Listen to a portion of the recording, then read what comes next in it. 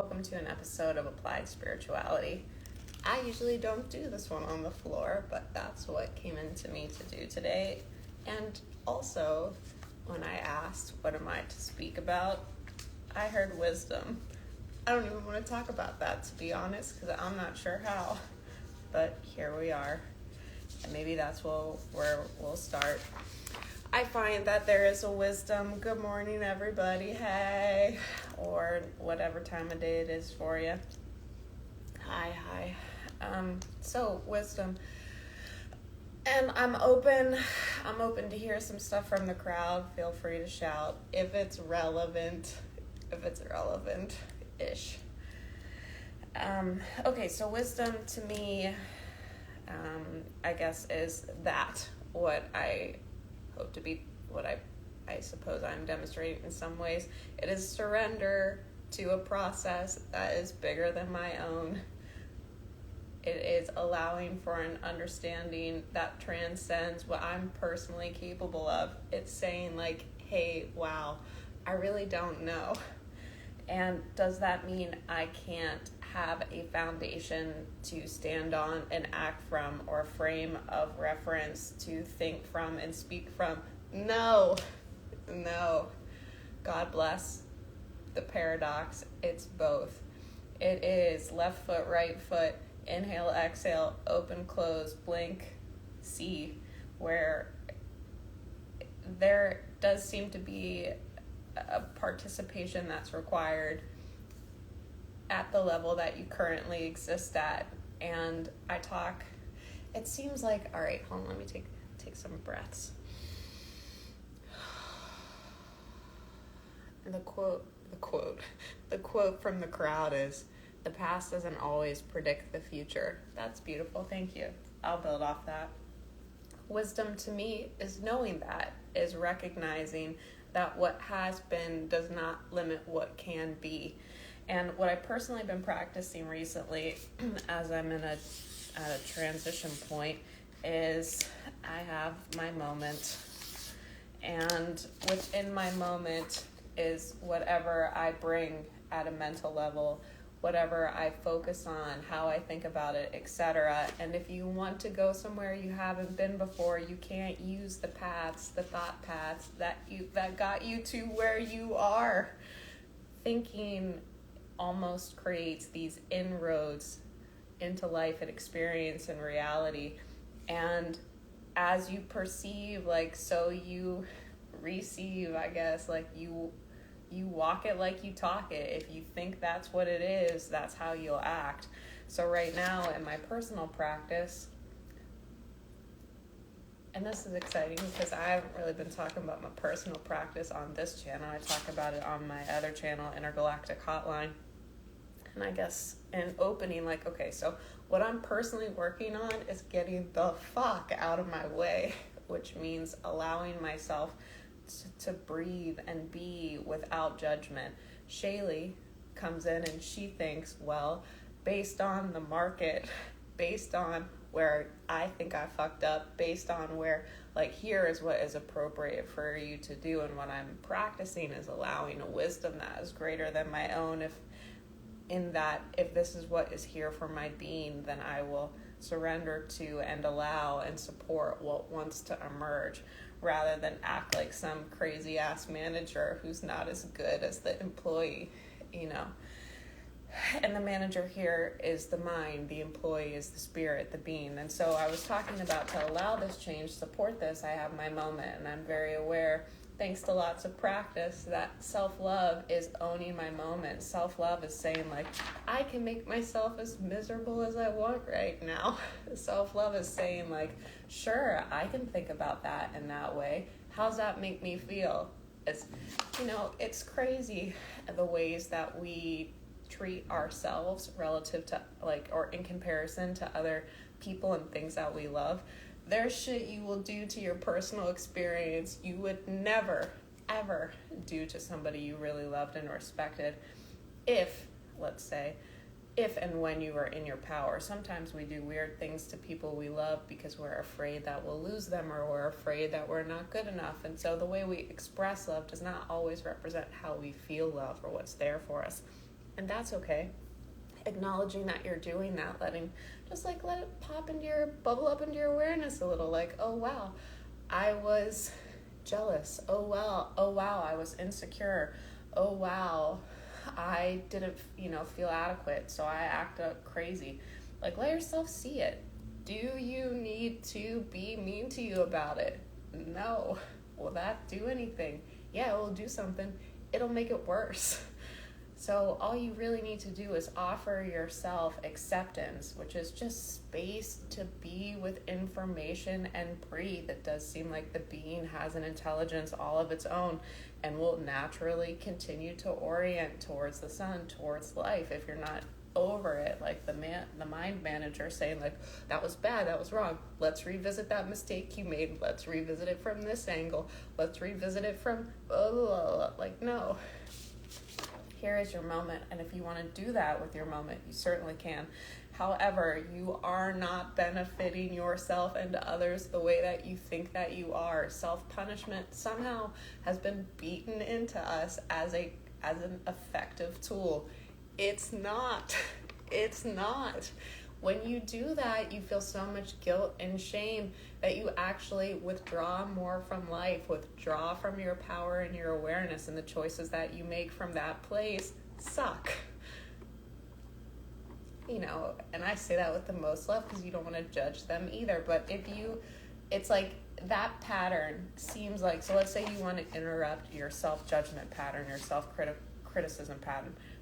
Your first stop is usually being critical about being critical. Let's just take a moment and giggle about how funny that is.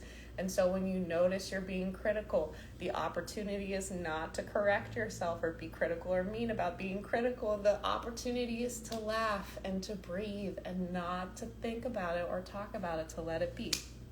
So I was saying, like, the way that I'm allowing change is recognizing that the thoughts that I think will lead my behavior, if I'm perceiving something some type of way, that will influence what I choose to do in response to it. It's not even like let me have a personal meeting with Shaylee, let's sit down and come up with our option. It all happens very much in the background, very much automatically.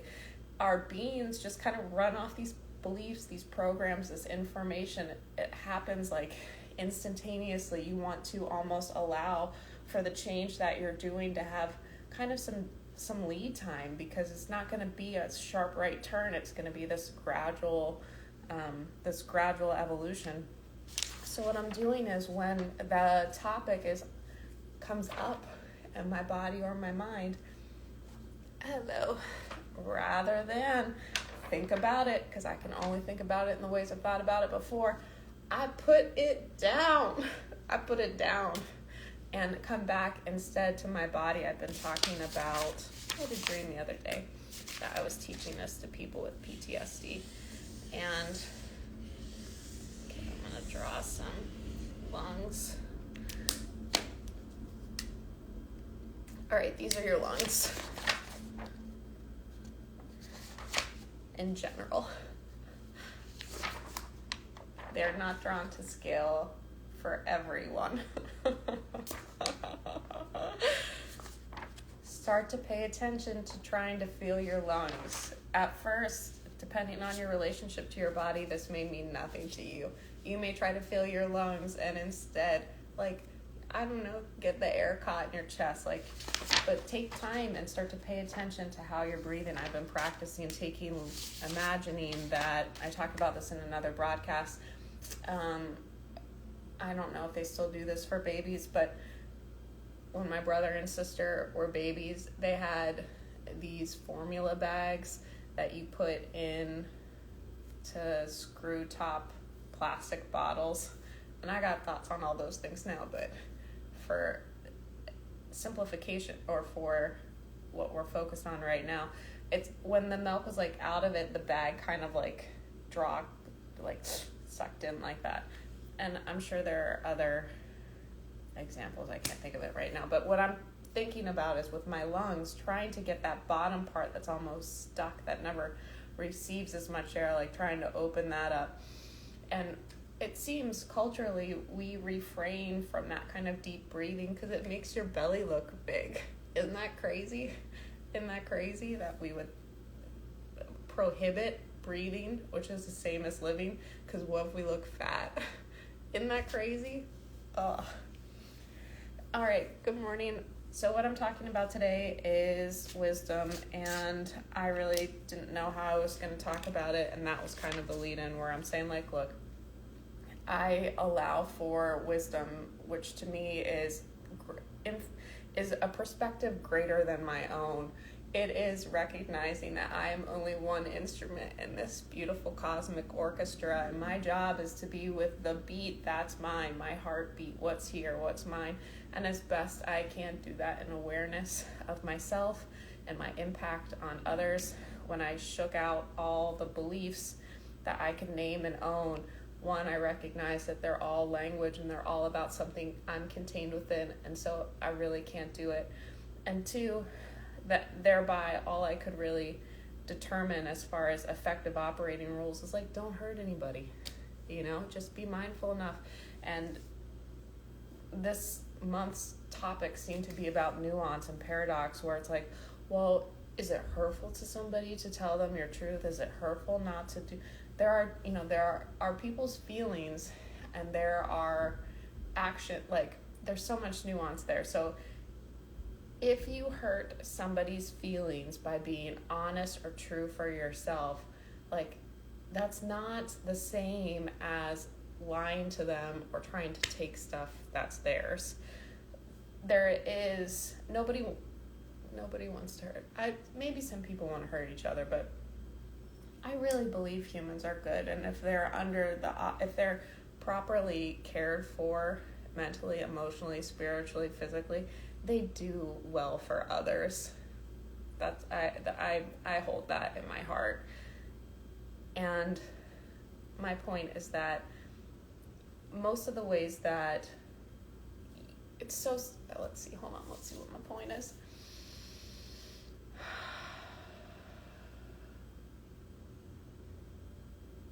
My point is, be mindful of your motives and be open to feedback. The ways that we hurt each other aren't, again, like there's a lot of nuance in that. And so you can hurt somebody can feel hurt in response to you doing something that is correct. Is it your responsibility they feel that way? You can open the door for the conversation. But if you prohibit or if you interrupt what's natural to you to prevent that hurt for them, you likely will create more later down the road. So there's this level of awareness or honesty that's required, and the only operating protocol I've come to on that is like, this would be the wisdom thing. It's like, what is in this moment feels like the truest, best, most, like, what's the best I can do right now is really what it comes down to. And being open to feedback. So like I was saying, most of our unconscious behaviors we aren't aware of because they're unconscious, which means that if you're doing something weird that's hurtful to someone else, you may not know at all. And to them, they might think it's so friggin' obvious, how could you not? And that's why it seems helpful to remember, like, all of us are sort of coming into ourselves from varying degrees of darkness and density. And so if somebody's doing something that's hurtful to you, you can tell them. If they aren't able to take that in and respond, like, that's okay. It does seem helpful to me to approach things kind of like side by side, like, hey, look, behold, this is occurring. This impacts me in this way. Did you know that? Like, they might not know. Sometimes the same issue problems keep presenting. Wisdom is paying attention to this and then changing. That's great. Yes, thank you for adding that, Dwayne. Yes, wisdom has, to me that is awareness, and honesty with what is. There are so many things that influence how we behave. Fear of the unknown will keep us in a pattern, and yet our mind will very creatively explain how we aren't doing that, that's doing that, that's doing that. Like, it's not within our power. And that's why I emphasize the not thinking, because if you're approaching what you perceive as a barrier from your mind, you will likely use what you used before, and if that was the answer, it would clear, right? And so this blankness, silence, really allowing yourself to be present, can create just movement where you might not have had it before. And to me, this is the highest expression of self-love, where you honor and love yourself enough to offer you silence, to honor your moment. That's the same as basically saying, like, I will be joyful now, I will be happy and whole now, because I only think that I shouldn't be. And I think that I shouldn't be because this is out of balance, or that's that way, or I did that, or they did that, or this might happen. And none of that thinking really does anything productive, to a point. You know, for here, let's look at this. Look at this diagram. Let's say you did something that was stupid. And I use that again with the most love. We'll say something that's silly. And this is the amount of time that you would spend thinking about it. The red is what's essential and helpful. You look at it, you let yourself see it, you take whatever actions are there, and then all of this time that you spend revisiting it, all of those moments that you spend, all of that moment space you give over to that, does pretty much nothing. And yet we have been conditioned again to think that in some ways this is caring. Worrying is caring. Self-punishing is caring. No, if you care, be big enough to let it go so that you can show up to the moment with more of yourself, where you can actually respond to what is. You can allow yourself to grow and demonstrate. I seem to be in a very preachy voice today. All right, so wrapping up. Today I felt called to speak about wisdom, and I said that I don't really know why that is, but I let it go. And what's cool about surrendering in those ways is it allows me to feel like I'm part of something that's bigger than I am. And I am. And I am. We all are. And that feeling, I think, is helpful when it comes to being a human, because actually, hold on, let's see, where am I running to? Just open. See more. No, it feels like to be done. Oh, thanks, Mama. Okay, that's it for today. I was going to go on a rant about loneliness, but I'll save that for another day. I have these broadcasts and others available on youtube.com/The Shaylee Show or at Shaylee Edwards, and I really appreciate subscribes, comments, likes, etc. It helps me know that what I'm sharing is relevant, and what else? And it contributes, quite honestly, to my mission, which is to remind as many people as possible that it's okay to love themselves. And that is my plan for world peace. So when I'm out here sharing these things, there is the element of like, well, this is what my body and being wants to do. And then mentally, spiritually, emotionally, I seem to align that with the idea that the world, life could be nice for a lot of people if there were more tools available mentally about how to interact with and experience life in a less self-deprecating way, and also where there's more compassion. And I really believe and hold that it's possible that like life can be nice, and there is a foundation. Yes, there are things that suck and hurt, and there's loss and there's change and there's stuff, but if your connection to yourself, your connection to God, each other, etc., is founded on the ground, it's set on the ground, and there are tools to see where you're creating your own suffering, like, it doesn't have to be so bad. And that is my hope for the world. Amen. Thank you so much, everybody. Have a beautiful day.